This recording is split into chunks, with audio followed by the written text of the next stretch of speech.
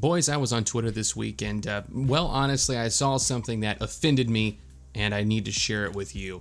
Saw this tweet that said Emmett was a genius for this one, showing the fool Emmett perched upon the upper level of his double-decker couch. Now, obviously, there's issues with this, right? You know it and I know it. I said as much in my reply here. Said before and I'll say it again, this would never work at full capacity because the top layer would create a curtain of hanging legs. Great for feet enjoyers, bad for movie enjoyers. And listen, man, I'm self-aware enough to know a thing or two about feet enjoyers, right? I know myself pretty well. However, I just want to watch a movie. And this couch does not present an ample opportunity to do that. First of all, quad cup holders, little greedy, man, little greedy. First of all, I just want to recognize that. Yes, these are just clips for mug handles, but in real life, we can assume there'd be little tables, you know? However, in real life, we also aren't built like Lego people. I saw somebody try to make this response to say that it would actually work because Lego people don't have dangling legs. But, well, guess what, Nia-san? I do. We do. People in the real world have legs that dangle. We got all kinds of stuff that dangle that Lego people first of all. But this just won't work. It just won't work because of that. I'm gonna have a bunch of calves and ankles and a lot of shoes probably, and that's not fun, first of all, because they're not just feet, they're shoes, and that's miserable. And you'd have to live in a basketball court to make this thing even work because, I mean, it's gonna be, what, 12 feet tall? It's gotta be full clearance. I mean, this easily you could stand up on the bottom level of the couch. Now, I assume you can make some adjustments in real life, but that doesn't change the fact this is still just purely sinful. Now, of course, I care much about the top level a lot because I could only use the top level, right? I mean, as an alpha, I have to go to top all the time, right? If I go to the bottom level, who knows what I may discover about myself. So I just can't even get near that. Every day I gotta climb right up to that top level. Even if it's just me alone in my apartment, I gotta be sitting alone on the top level of this couch just so I'm fully safe and stable in my self-perception. Lord Business ripped on the idea of this couch since the feet would dangle, but it's easily fixed with recliners on the top deck. I like this one because they're trying to solve the problem, but I think they're trying incorrectly. Wouldn't that make it pretty top heavy, as Lucas says here? The back would have support because the people using the recliners leaning back. I don't think that's what they mean. I don't think they mean it tipping forward and backward. I think they mean the top level would be so heavy that it would physically crush the bottom level. That's the problem here.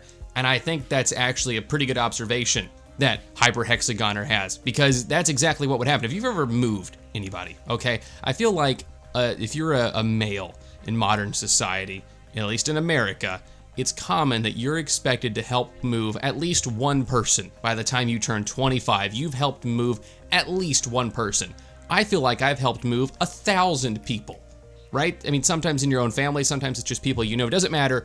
Somebody always needs help moving. It's only so much worse. It's probably 2 or 3 times worse if you own a pickup truck. Then everybody just wants you constantly. If you own a box truck, I assume it's a full-time job. But the point is, you've moved people. And you know how heavy it is to move a couch with recliners versus with no recliners. At least I do. And let me tell you, man, recliners add some weight. You know why? There's all this machinery in there. There's all this machinery that makes the couch so much more heavy. There's like little gears, there's little metal pieces, there's arms, there's swinging, there's hinges. I don't know what's in there. I don't know how they work. I'm not really a furniture architect like Emmett, like a failure Emmett, but listen, I know that I don't want to be carrying couches around that are that heavy, and I especially don't want to have one looming over my head while I'm trying to watch my Yowie movies, and that doesn't work too well. Emmett has not solved any problems. In fact, he's just created maybe a fatal one while I'm trying to watch my boy love anime. So what's the deal, Emmett? What's the deal? Now, this person found one that seems to be a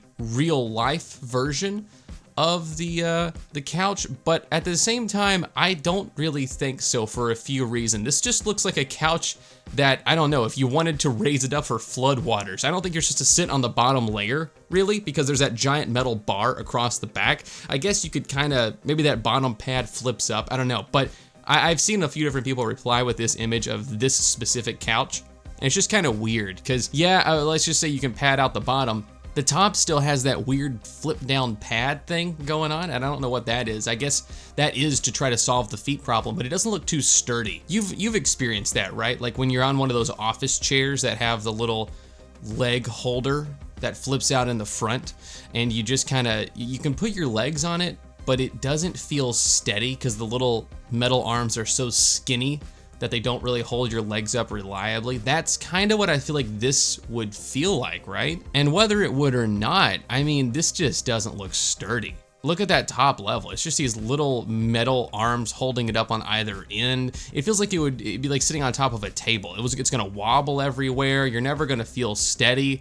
And even if it doesn't wobble back and forth, it's gonna wobble side to side, right? Because you're gonna get a seesaw motion, and eventually the whole thing's just gonna fall apart. I just don't see any way that this is doable, even with this modern interpretation of it. And this doesn't solve the primary issue that I have, which is the leg dangling. It doesn't solve that. I still think Emmett was a fool. Now, this one may be the answer. I think this is the only way that the double-decker couch is actually useful, is if it has a separate platform for the top level. Now this looks like a dorm living room that they have taken the upper level of one of the double-decker beds from one of the dorm rooms, multiple pieces of furniture from the dorm lobby, and combined them into this common area double-decker couch. And actually I like this one a lot, even though it looks like the ceiling of this place is too low to really use it. And you would, like I said, have to live in something like a basketball court. You'd live in a Dave & Buster's for this to even be possible.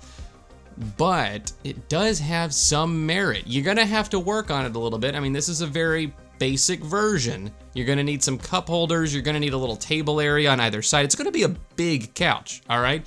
I mean, again, the liar, the carpetbagger, the shyster, the con man, the Dutch van der Linde of the Lego world, Emmett, may have you believe all you need is ladders and it'll be a quite narrow experience, but that just simply is not the case. It can't be this narrow. It won't work. It has to be nice and wide. The only way is it's gonna be a big, thick couch. That's just no other way. So if you can do it like this, if you can make it to have a nice, steady, sturdy level, then it's fine. But at this point, it's not really even a double-decker couch, is it? The whole point of the double-decker couch is like it's a bunk bed. The bunk bed is two beds on the same structure. You don't build like a little shelf, you don't build a loft, have a bed on it and have a bed under the loft and call that a bunk bed. No, that's not how it works. That's just a bed in a little hole. You shoved it in a tight hole under this big thick area. You got the little bed, you pushed it in that little hole. That's not what we're trying to do here. We want them to be attached. So while I think this is a good example of something that could work, I also think it's not the same thing that Emmett is talking about here when he tries to sell us on his false reality of the double-decker couch. I would like to experience this though. I think this one would present a good movie watching experience, providing that upper level is big enough for feet to go on, which means it's gonna overlap the underside a little bit. Like you're gonna have a little bit of a shelf overhead, which if you organize it right, you can maybe put some storage stuff up there, like a little remote control shelf, maybe some LEDs. I don't know, there's ways you can make this cool, but not ways that you can make it cool as a double-decker couch. It's just gonna have to be a couch on top of a platform that's over top of another couch. There's just no other way. There's just no other way. And this one just has a little love seat on the bottom. That's not even a 3-cushion couch. I mean, it's gonna have to be huge. Maybe if you have a massive home, you can build it. Maybe Drake can pop out and build one of these and that'll resurrect his reputation. But right now, gentlemen, I don't have much faith in the double-decker couch. It's pretty much all I've got for you this week, you know? But you should stay upset about this. And you should follow me on Twitter. I'm almost to 900,000 followers. And you, my friend, could be the one to push us over the edge. So you should do that. Help me push over the edge, and I'll help you push over the edge too. And yeah, I'll see you next week. Goodbye. You don't want to be like this. This is disgusting. This is awful in every way. If I could kill it, I would. But I legally can't.